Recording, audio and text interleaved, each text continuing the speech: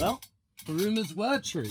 And Jack Doohan's future is about to get a whole lot messier. And what this is doing at the same time is just proving me right with all of my conspiracy theories. So, for the first time this year, I'm gonna have to do this! By the power of hot takes!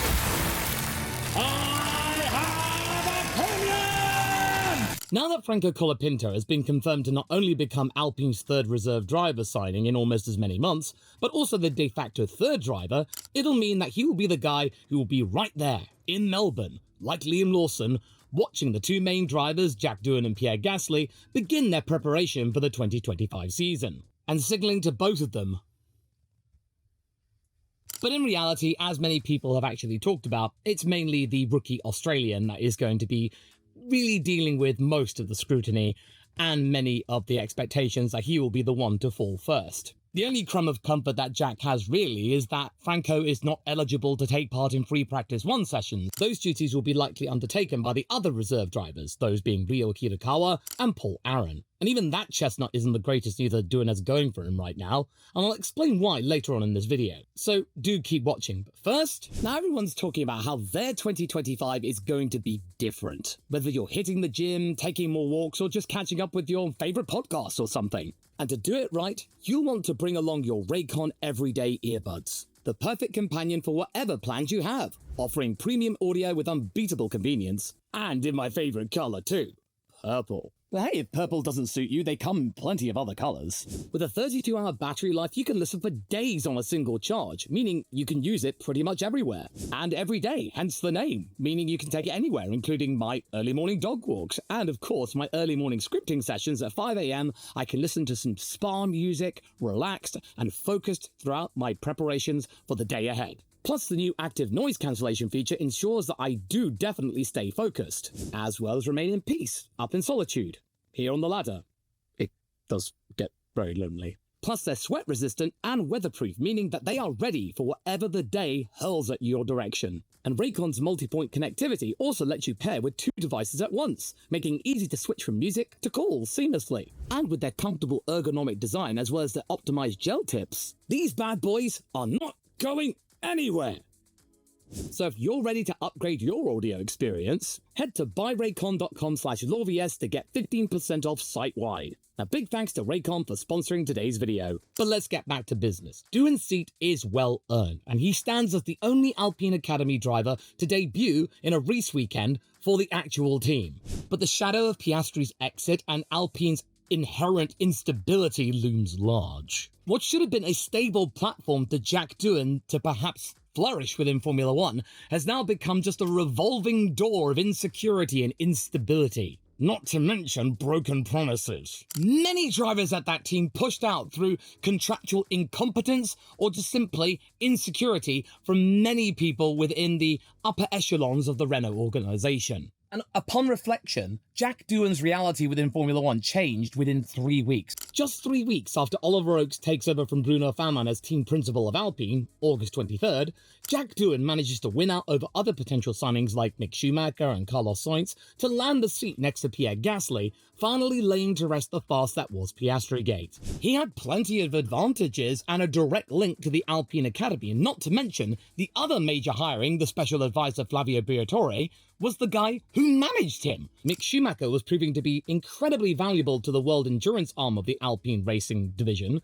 not only for the name recognition of the Schumacher name, but also in being the biggest factor in the team securing their first podium since their return to competitive action in the category. And when you stop to think about it, this was all happening when he was playing double duty with Mercedes as their reserve driver in Formula One. And this leads me on to the other thing that didn't work out for them, Carlos Sainz. Sure, there were talks between them, and if they had managed to secure the services of the Spaniard, it would have come with a lot of fans, a couple of big sponsors, Santander, and plenty of information to pass through from Ferrari. Legally, by the way, this isn't Spygate. This is all the stuff that Carlos says he's been keeping up in his head. He's got plenty of plans. He will invent many other plans for Alpine. And also, you've got to think about that lineup, eh? Carlos Sainz and Pierre Gasly, 2 ex-Red Bull drivers, that would be probably one of the most interesting lineups going. But that fell through when it became clear to the Italian that Sainz was only willing to race for him for just a couple of years, unlike the 4 seasons that Briatore wanted, And of course, Valves was more game to accommodate that. And then Briatore went on to claim that one of the main sticking points into the discussions with Carlos was that he didn't want to think long term, and instead he would rather not be focusing on a driver who simply wanted a huge big fat paycheck only to then bounce within a couple of years. Ooh, sounds like somebody's a little bit bitter still after what happened with him and Michael 30 years ago, roughly. The 23rd of August, he gets his big break. He joins Gasly over at Alpine for 2025. Then 5 days later, after the Dutch Grand Prix, Franco Colapinto is thrown a bone and his rise is none short of meteoric, replacing Logan Sargent. He quickly silences doubters by showcasing more talent, with his Monza debut seeing him finish 12th in a Williams, a feat that stunned the F1 world. So even though I mentioned 3 weeks, within just 1 week, Franco just made his arrival and turned many heads, and Briatore said that, like he and many others, he was extremely surprised. And we all remember what happened when he was extremely surprised back in 1991, at Spa, because the Azerbaijan Grand Prix saw Franco succeed at winning the mission that was scoring points for Williams, finishing right behind his teammate even in the process. It completely turned everything upside down. Argentina had clapped back. Oh, and what made things worse was that Williams had both seats filled already. Hey, Jack probably thought, it's okay, Flavio's my manager. He's now got a really big senior role over at Alpine. My future is absolutely secure. And not to mention, Franco's meteoric rise, as I touched upon earlier, was so big that the front-running teams were wanting to secure his services. Remember that whole $20 million chestnut that Christian Horner dangled in front of the Argentinian fans, saying that, well, you know, we do want to give Franco a go and all that. The Singapore Grand Prix and Austin were evidence of that as well, because Red Bull were taking him on seriously as a consideration for Racing Bull. And what probably filled Doohan with even more hope was that the fandom was starting to turn on Franco after Brazil and Las Vegas in their own fickle way, and that meant nobody wanted him anymore. Oh, at the Abu Dhabi Grand Prix, his manager is still interested in taking Franco on in some capacity. Oh, that media pap with Franco, his manager, and Flav. Oh, that's got to be awkward. And you're also making your F1 debut as well, so no pressure, Jack. Oh god, I feel so sorry for that kid. Cue the Ralph Wiggum meme. What happened, he thought? This was not supposed to happen! Only in an Australian accent. Well, I think plenty of things happened, apart from the foreshadowing that was Franco accidentally driving into the Alpine pit box, which now is being absolutely milked by both parties. Wait, I thought he deleted Twitter. Didn't he say it was too toxic? Anyway, even though I thought that Jack had held his own in Abu Dhabi and neither crashed the car, nor shown anything else to be a major red flag, such as maybe getting in other drivers' way in qualifying or making a nuisance, when you start to look a little bit more closely as to what went down that weekend, when he could be compared to Franco during a race event, I'm beginning to see why the team pressed on in their pursuit for the Argentinian. So prepare for some stat drops. When I actually stopped to think, after all of the testing that Jack Doohan has undertaken for Alpine, be it in current machinery as well as old machinery, Abu Dhabi was the place where Jack has the most experience at current Formula One tracks. So, okay, Ocon doesn't want to be there anymore, get rid of him, give Jack a go in the car, and then there you go. He's got the best opportunity, he has plenty of experience there. Let's see if he can convert that into results that might help them secure 6th place in the championship for the constructors. But come Q1, and he's 6/10 off Pierre and is out-qualified by Franco in an FW46 that we know was being held together at this point with sticky tape and handouts from old Mercedes parts circa 2023, which really belong in a museum at this point. It wasn't in its most optimal condition. So, yeah, you can already imagine right now that Jack Doohan starting 20th, that is not ideal. And what probably saved him from even further scrutiny was the fact that Franco Colapinto was compromised and taken out of relevant action by Oscar Piastri, that whole little ding-dong, and then Franco had to retire with a suspected lingering engine failure that was about to go kaputski. Now, I am fully aware that many people have been talking about the idea that Ocon's car and Gasly's car were two very different animals, that Gasly's car was running with the latest parts that Alpine could muster, and that would explain why Ocon at some points in the second half of the season was almost a second a lap slower. Now, that is very true. But I do recall a report that Ted Kravitz was conducting at the Alpine garage saying that by Abu Dhabi, they would have equal front wings, or even if they didn't, they would have taken all of that difference in car and stats and attributes into account when they're actually assessing him against Pierre. And now, as we found out, against Franco.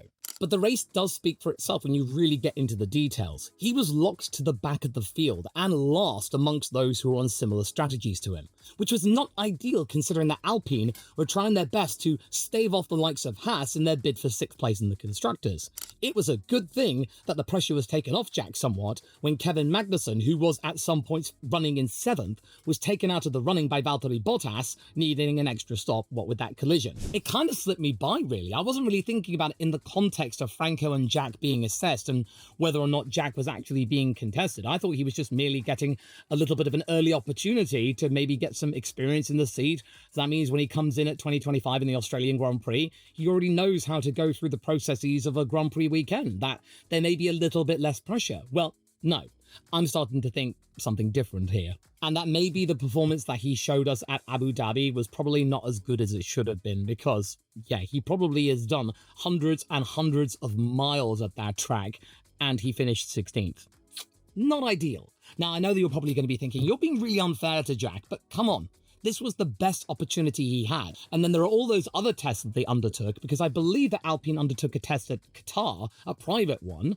Who knows what happened in those tests and what data they have that may have instigated the continuation of the discussions with Colapinto? Or was this the start of what many consider a 6-race contract, like what Liam Lawson got with Racing Bulls, in order to assess which team he would race for the following year?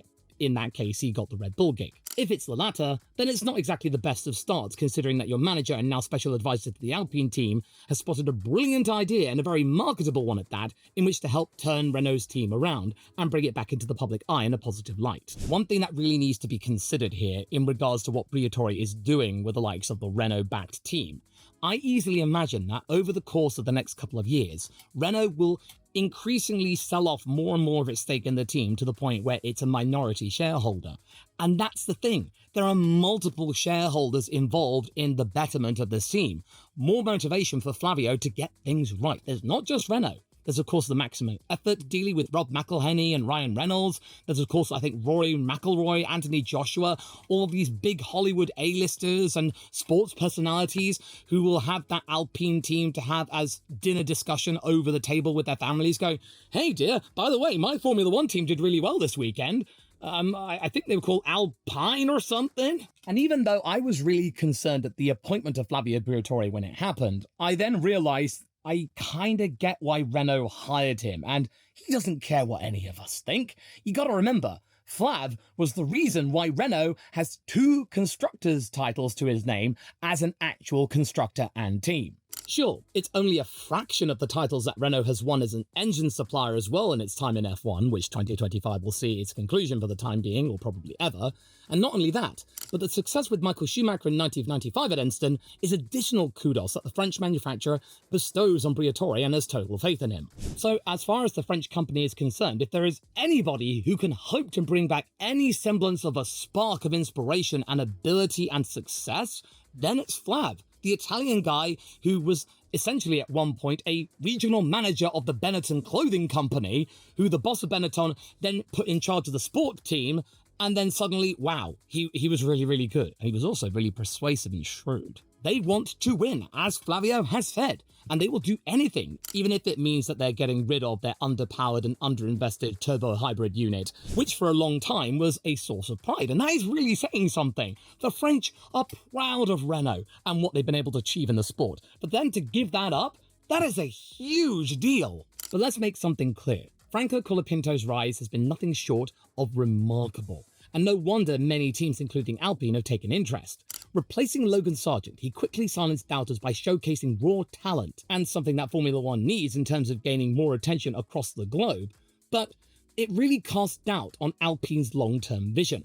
For Jack Doohan, 2025 isn't just about racing, it's about survival. Alpine's chaotic management has turned what should be an absolute dream opportunity, something that Jack probably thought would never happen actually happening, into a high-stakes battle to remain relevant amongst the fandom.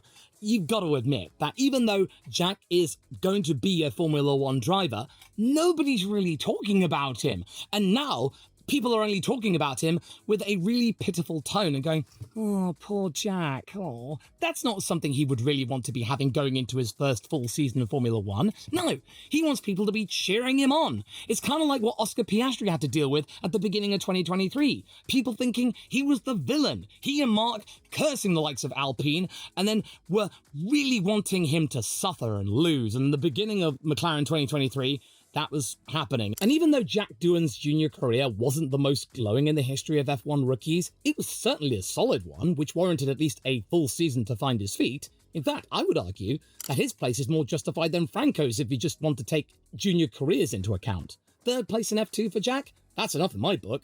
Franco, he was good, but not top 3 good. Although for the sake of balance, you really got to consider how each individual team in 2024 in the Formula 2 Championship handled the brand new machinery. Like I touched upon with Prema, Antonelli and Behrman suffered hard when it came to their campaigns because Prema completely dropped the ball in setting up that car and understanding it. Maybe MP Motorsport really didn't get a full handle, much like what Campos were able to do, or maybe Invicta.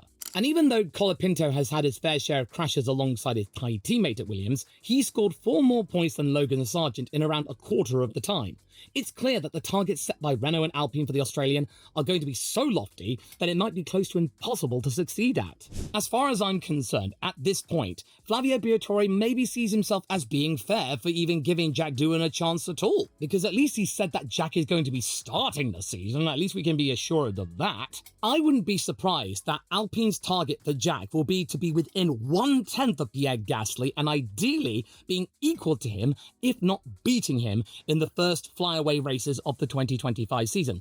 That is exactly what he's going to have to do to fend off the likes of Franco Colapinto, the entire country of Argentina, and their big money sponsors. Much like how Oliver Behrman got teams more engaged with rookies thanks to his outing in Jeddah with Ferrari, Franco got South America interested in F1 again, and Liberty Media is now interested too. Since they have yet to experience the passion that is the South American fan base, now they actually find themselves with 2 representatives of their continent back in the sport again. I don't think you need me to tell you, the Colapineta has increased in size since the Italian Grand Prix of 2024.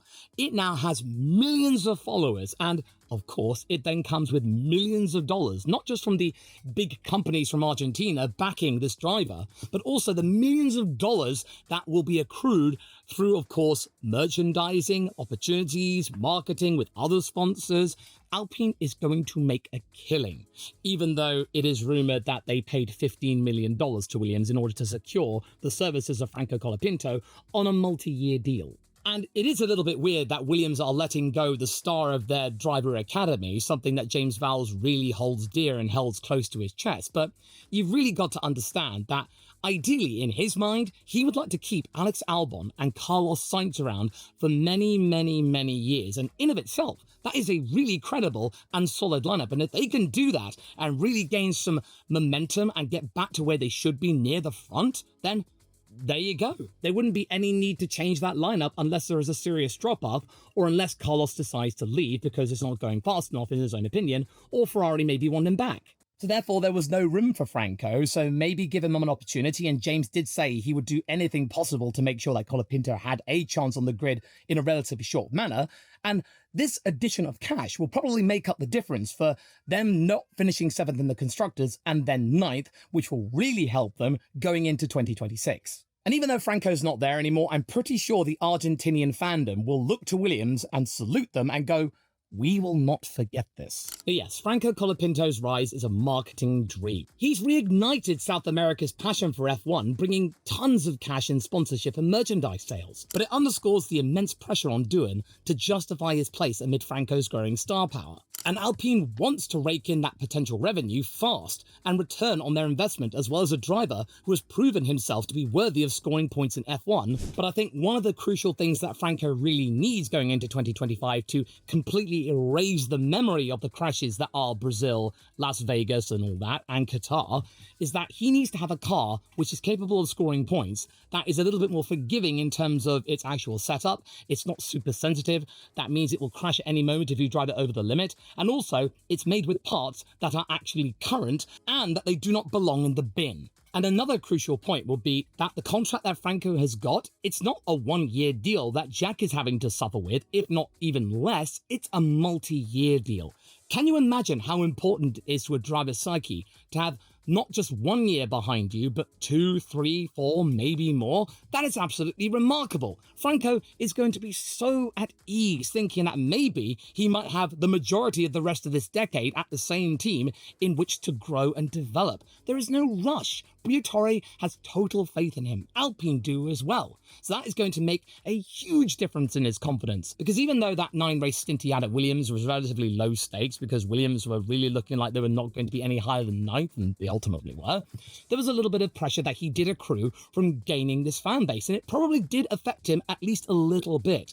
Because from my personal engagements with the Argentinian fan base, and I know you are there, I see you down there, it's passionate, let's just say that. Probably even more passionate than Matty Boy with Charles Leclerc. But having the room to breathe and plenty of time to learn, that's very similar to the 5-year deal that Schumacher got when he arrived at Benetton, and similar to what Alonso got when he was with Renault, even as a test driver and then a full-time one, which is everything that Jack has not received.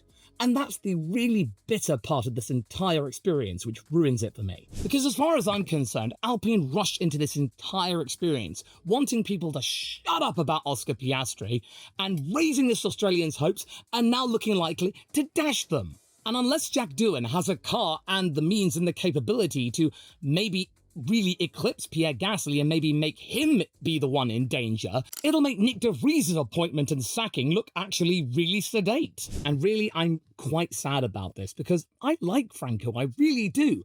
I find him to be an incredibly suave fellow, and he is a real benefit and boon for the Formula One market. I just wish his arrival in a long-term basis had not come at the cost, potentially, of another young and upcoming Australian, just for the sake of Flavio Briatore trying to improve the actual value of a team to maybe sell it off and maybe rebadge it as high-tech, because I'm still not going to let that go. And even though many people crave for a little bit more of the old school of Formula One, this is not the kind of thing that we really want to see. Because you've got to remember Roberto Moreno, he was the one that got cast out in favour of Schumacher. Yeah, you got to feel sorry. I really don't rate what Alpine is doing one bit, even though I really do rate Franco. Nor do I rate how Red Bull have behaved regarding handling the feedback from Max Verstappen in relation to the balance problems that he had with the RB20. A lot of the team strife, turns out, could have been avoided. To find out more about the confessions from Red Bull's technical director, watch this video next, straight after this round.